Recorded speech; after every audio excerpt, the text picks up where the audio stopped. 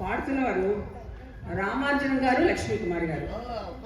వీరి పాడుతున్న వారి మనసుల్లో మాత్రమే తొంగి చూడండి, వయసులో మాత్రం చూడకండి.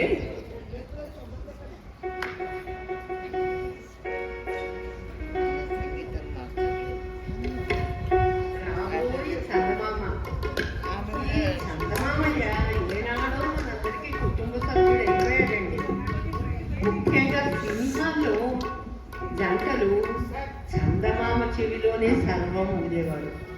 ఎవరికి చెప్పడని ధీమా కబూరు, నాసాలు, ఇస్రోలు ఎన్ని ప్రయోగాలు చేసి మామకాడు అవోయ్ అని చెప్తున్నా చంద్రుడు మాత్రం మన మామేనండి అంటారు వాళ్ళు.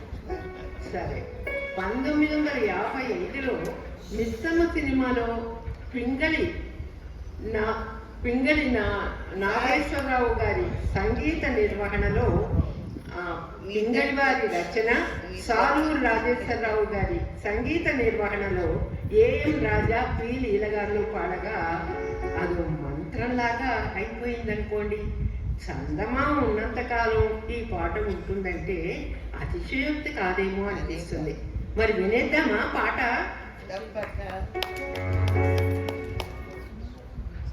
Youngest couple.